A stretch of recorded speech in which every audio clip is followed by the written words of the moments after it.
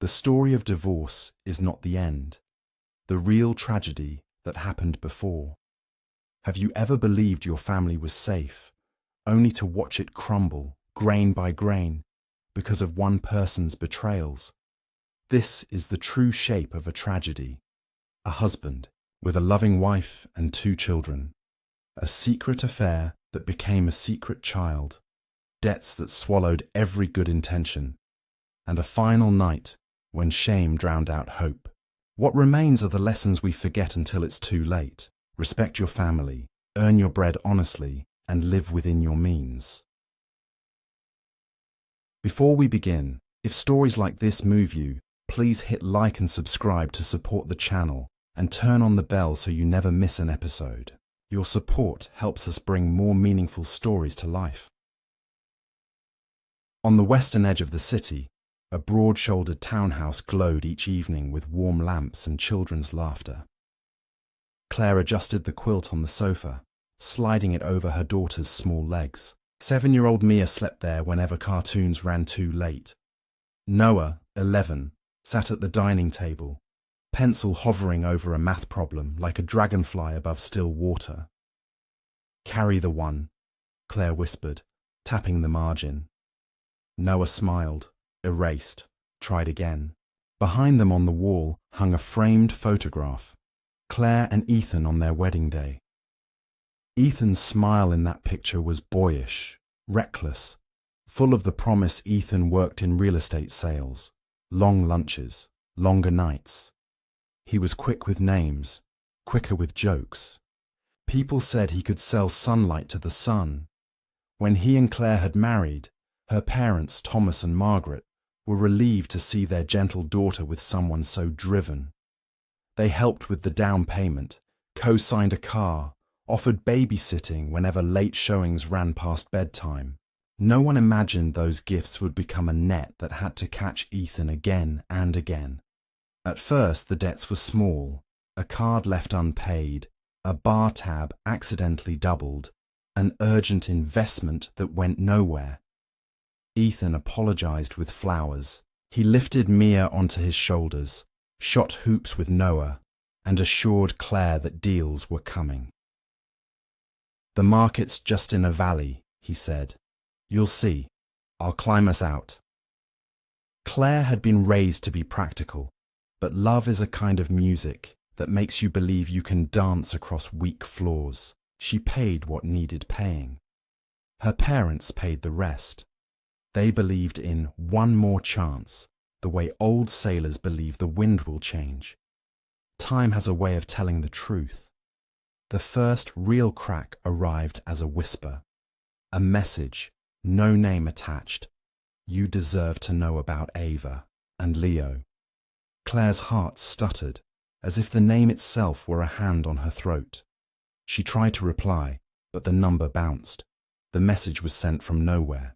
She typed, deleted, typed again, then set the phone face down and stared at the wedding photograph until her eyes burned. She hired a private investigator, a quiet woman with a voice like folded paper. The findings were neat, cruel. Ethan had been seeing a woman named Ava for nearly 3 years. Ava was younger, a bartender at a club where Ethan networked. She had a boy of 2.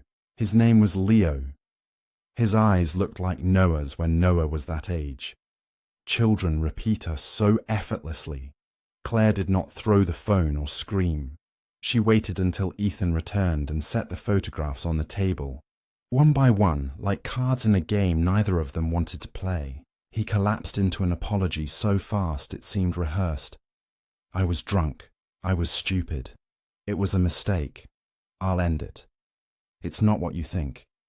"It is exactly what I think," she said, and the calm in her voice terrified him more than any storm. He promised counseling. He promised a new phone, new friends, a new man. She said nothing because she had heard every new promise before. For a few straight weeks, Ethan came directly home. He cooked. He folded laundry. He stood behind Noah's chair and learned long division again. as if learning it now might divide his life into manageable sums. But one night, the old rhythm tugged at his feet. A client wanted a drink. A deal needed FaceTime. He texted Claire at 6:15, one quick meeting, back by 9. At 12:40, she found the message unsent, unsendable. When he staggered in, the sour smell on his breath was a signature she could have forged with her eyes closed.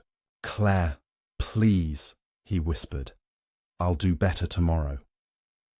Tomorrow is a generous word. It gives credit to a person who pays in promises. Thomas and Margaret did what parents often do when their child is hurting. They opened their checkbook and wrote the pain away. Once for $12,000, client entertainment that had bled into 3 credit cards.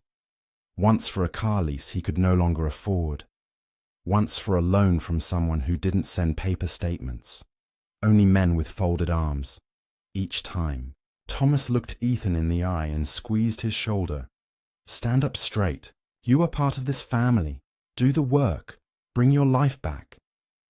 Each time Ethan nodded with a fierce gratitude that felt like a vow. But addiction is a river that teaches you to swim toward the sound of your own drowning. Ethan kept going out, telling himself he would only have one drink, that he would leave his phone face up on the bar like a talisman against bad decisions. He kept losing. Claire did the math.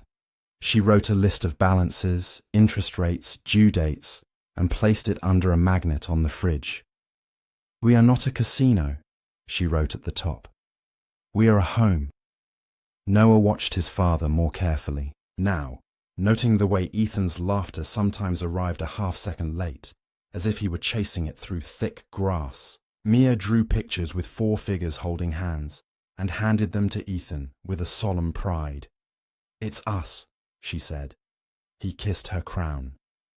"It's us," he echoed, and for that moment, he believed it. Late one afternoon, Claire stopped by the club to confront the manager about unpaid tabs that had come by mail. The club door swung open to let a deliveryman in, and there stood Ethan at the end of the bar with Ava on his lap, laughing into his ear as if secrets were a flavour she could sip. Claire walked forward as if drawn on a string.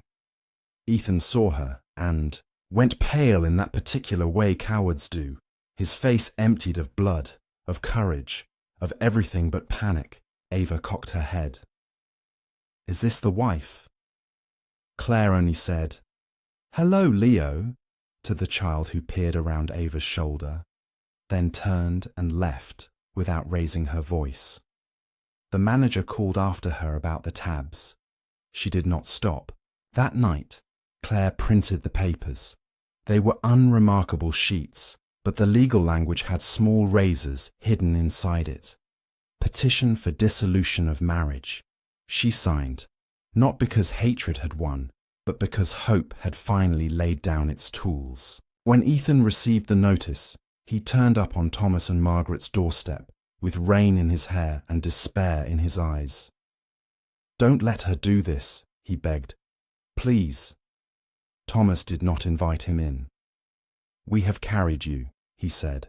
"You have to learn to walk." Ethan staggered away as if the night itself were a hallway he could not navigate. At home, Claire spoke to the children as gently as language would allow. "Your father and I will be living in different homes," she said. "You are loved. None of this is your fault." Noah nodded with an old man's gravity. Mia asked if there would be 2 Christmas trees. Children are wise and practical in the same breath. It was the night before the court date. Claire took Mia to Margaret's house, baking cookies, making a nest of normal. Noah chose to stay with his father. "Just to watch the game," he said. But Claire understood the other reasons. Love, loyalty, the need to know that a person you adore will be okay if you look away. Ethan cleaned the kitchen as if order could be scrubbed into existence. He put his phone in a drawer. He brewed tea. He sat with Noah and watched the game in a silence punctured by the announcer's cheerful disbelief that anyone could hit a ball that far. During a commercial, Ethan said, "Do you think I'm a bad man?" Noah stared at his knees. "I think you've done bad things." Ethan closed his eyes. Honesty from a child is a mirror you cannot blame for the face it shows. When the game ended, he walked to his bedroom and sat in the dark. He thought about everything he had ruined. The trust he had squandered, the money he had swallowed, the faces he had made cry. Shame is a fog that tells you the road ends here. Noah stood in the doorway. "Dad?"